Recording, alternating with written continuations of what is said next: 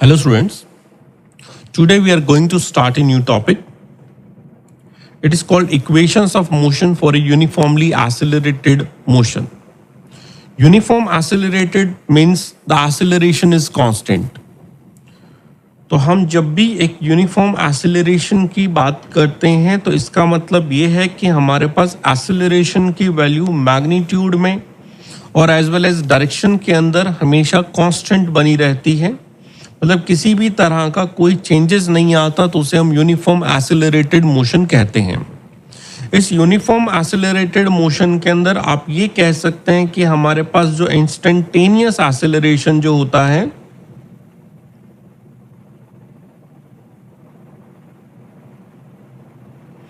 और जो average acceleration होता है, इन दोनों की वैल्यू सेम आती है। उसका रीज़न यह है कि हमने किसी भी जगह पे किसी भी तरह का एक्सेलरेशन में वेरिएशन लाए ही नहीं, और अगर कहीं पे एक्सेलरेशन का वेरिएशन आया ही नहीं तो इसका मतलब एवरेज और इंस्टेंट की वैल्यू एक ही होगी। और अगर हम यहाँ पे एवरेज एक्सेलरेशन की बात करें तो एवरेज एक्सेलरेशन का हमारा फॉर्मूला होता है change in a velocity divide by time interval. तो चेंज इन अ वेलोसिटी को हम इस डायग्राम से इस तरह से एक्सप्लेन करते हैं कि लेट किसी भी एक जगह पे हमारे पास टाइम की वैल्यू को ज़ीरो कंसीडर किया जाता है। जैसे हमने किसी भी मोशन को लेट से अब ऑब्जर्व करना स्टार्ट करना है, और जैसे ही ऑब्जर्व करना स्टार्ट करना उसको हमने t=0 कहा। इस वक्त अगर कोई पार्टिकल मूव कर रहा था तो उसकी इनिशियल वेलोसिटी को हमने कुछ u कंसीडर कर लिया है। इट मे हैपन कि पार्टिकल यहीं से ही स्टार्ट हो तो इनिशियल वेलोसिटी 0 हो सकती है, और अगर हम इसको इनिशियल वेलोसिटी को कुछ अज्यूम करना चाहें तो हम अज्यूम भी कर सकते हैं, और उसको हमने u अज्यूम किया। फिर किसी टाइम t पे हमने इस पार्टिकल की वेलोसिटी को v कह दिया। तो अगर हम इसके हिसाब से बात करें कि हमारी चेंज इन वेलोसिटी क्या होगी, तो हम कहते हैं फाइनल v है, इनिशियल u है, तो ये होगी v माइनस यू, और हमारा टाइम इंटरवल यहाँ पे जो हुआ इन दोनों टाइम का डिफरेंस हुआ, जो कि इनिशियल टाइम 0 होने की वजह से t आ गया। और हमने कहा कि एवरेज एक्सेलरेशन और इंस्टेंट एक्सेलरेशन सेम होता है, तो इसको हमने लेट से a सिंबल दिया, तो हमारे पास ये बना a=v minus u divide by t।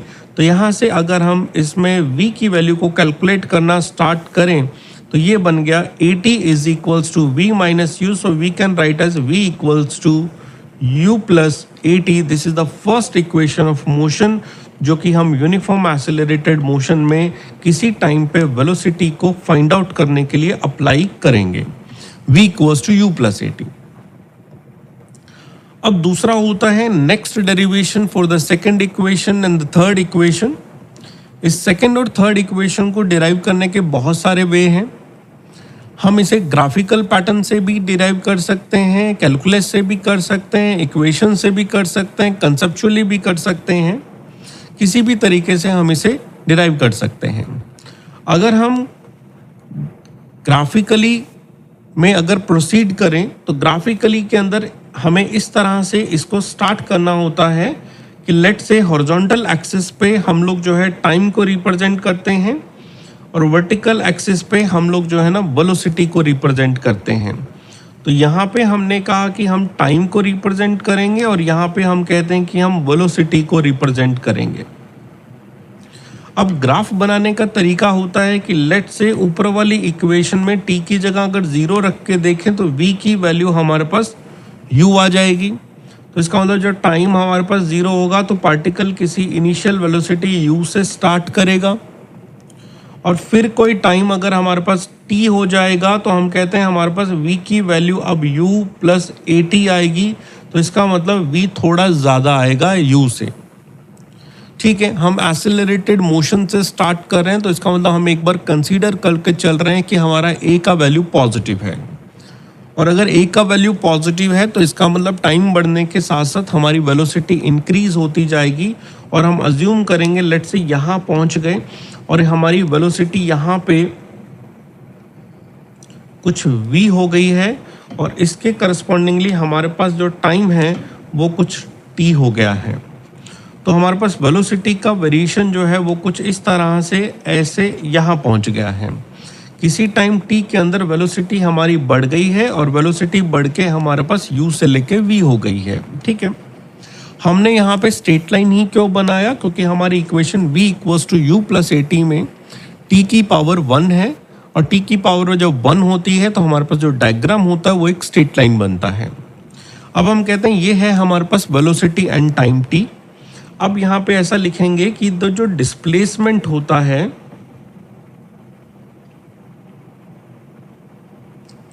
वो वेलोसिटी टाइम ग्राफ का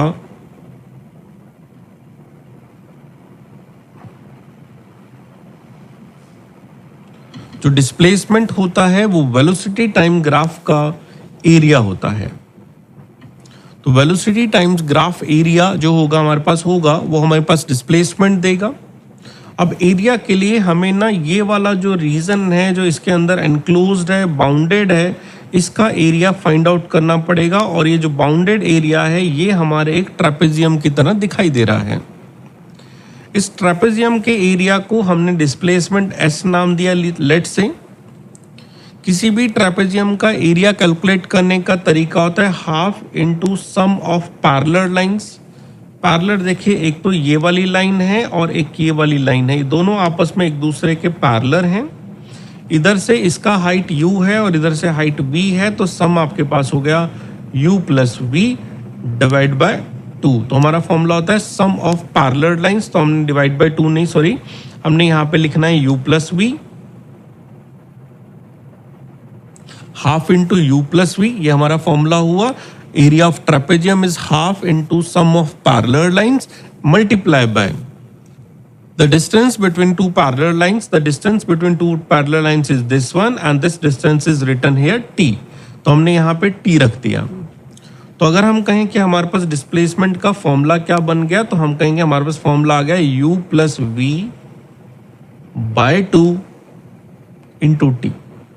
इसे हम इक्वेशन ऑफ मोशन का सेकेंड पार्ट कहेंगे। बट हमने भी पता है और आपको भी पता है, हमने तो ut plus half a t square सीखा था, तो हम ut plus half a t square तक भी पहुंचेंगे। बट एक बार जो फॉर्मूला मैंने हाईलाइट किया है s का, इसको हमें याद करना है, बहुत ज़्यादा इंपॉर्टेंट है और फ्यूचर रेफरेंस। अब हम क्या करते हैं, इक्वेशन नंबर 1 में चलते हैं। इसको इक्वेशन नंबर 2 नेम दिया। इक्वेशन नंबर 1 कहती है v equals to u plus a t होता है और यहाँ से मुझे टाइम की वैल्यू चाहिए। तो टाइम की वैल्यू के लिए मैंने लिखा a t is equals to v minus u, और टाइम की वैल्यू अगर मैं लिखना चाहूँ तो मैं लिखता हूँ v माइनस यू, सॉरी, इसे हम लोग थर्ड इक्वेशन डिराइव कर देंगे। पहले हम सेकंड इक्वेशन में चलते हैं। तो सेकंड इक्वेशन के लिए फिर हम अगेन फर्स्ट इक्वेशन लिखते हैं v equals to u plus a t, और इसमें से v की वैल्यू को यहाँ पे लाके पुट करेंगे इस जगह पे, ताकि हम सेकंड इक्वेशन के डेरिवेशन पे आ जाएं। तो हमने लिखा s is equals to u plus v की जगह हमने लिखा u plus a t divide by 2 into टी। u और u को ऐड करेंगे तो ये हमारे पास 2u बन जाएगा और ये हमारे पास 80 बन गया, डिवाइड बाई 2 इंटू टी। अब फर्स्ट ऑफ ऑल हमने इसको 2 से डिवाइड किया तो u यहाँ पे आ गया और यहाँ पे आपके पास आ गया 1/2 80, और बाहर एक मल्टीप्लिकेशन लिखा हुआ है जिसकी वैल्यू t है। तो हम कहीं इक्वेशन ऑफ मोशन बनाए तो s की वैल्यू बन गई, t का मल्टीपल करके बात करें तो ये हुआ t का मल्टीपल यहाँ पे, तो ये बना ut plus half into a, उसके बाद t का मल्टीपल यहाँ पे, तो ये हुआ 80 स्क्वायर। तो इक्वेशन ऑफ मोशन का सेकेंड इक्वेशन हमने डिराइव किया s equals to ut plus half a t square. This is the equation number 2 for the equation of motion. ठीक है, जो हमने बाय मिस्टेक थर्ड इक्वेशन को डिराइव करना स्टार्ट कर दिया था, तो एक बार फिर से वहीं वापस चलते हैं। तो हम कहते हैं हमारी इक्वेशन थी s equals to u plus v by 2 into t. ये हमने क्या लिखा, हमने सेकेंड इक्वेशन को एक बार फिर से कॉपी किया। तो सेकेंड इक्वेशन से हमारे पास आया s is equals to u plus v by 2 into t. फिर से हम कहते हैं फ्रॉम इक्वेशन 1 अगर हम बात करें तो v equals to u plus a t होता है। मैं यहाँ पे टाइम की वैल्यू कैलकुलेट करना चाहता हूँ तो मैंने इसको लिखा v minus u is equals to a t. Time को कैलकुलेट करने का तरीका हमारे पास हो गया v minus u divide by a. तो यहाँ से हमने टाइम को ढूंढा और इस टाइम की वैल्यू को हमने इक्वेशन नंबर 2 में पुट करना है, जो कि हमारे पास है s is equals to u plus v था, मैंने उसे v प्लस यू लिख दिया, मुझे कैलकुलेशन में थोड़ा आसान होगा। और जहाँ पे टाइम आ रहा है उसको यहाँ से जाके पुट किया, जो कि आपके पास आ गया है यहाँ पे v minus u divide by a. हम कहें इक्वेशन नंबर 4 के अंदर जो हमने टाइम की वैल्यू है उसको हमने 2 में जाके पुट कर दिया। ऊपर की तरफ देखा जाए तो ये बन गया a प्लस बी और a माइनस बी का मल्टीपल की तरह। तो ये हो जाएगा हमारा v का square minus of u square divide by 2a is equals to s। So you can just write S 2as is equals to v square minus u square. सो इक्वेशन ऑफ मोशन का third equation हमारा derive होके आ गया v square minus u square is equals to 2as। इसे हम equation of motion का third equation कहते हैं, जो कि हम लोग आपको धीरे धीरे 1 बाय 1 बताएंगे कि कौन सी इक्वेशन को आपने कब यूज करना है। तो अब तक हमने जो इक्वेशन ऑफ मोशन, अगर हमने जो डेरिवेशन करे हैं, अगर उसकी समरी की बात करें तो हमने फर्स्ट इक्वेशन डिराइव किया है v equals to u plus a t, जो कि वेलोसिटी को फाइंड आउट करने के काम आता है।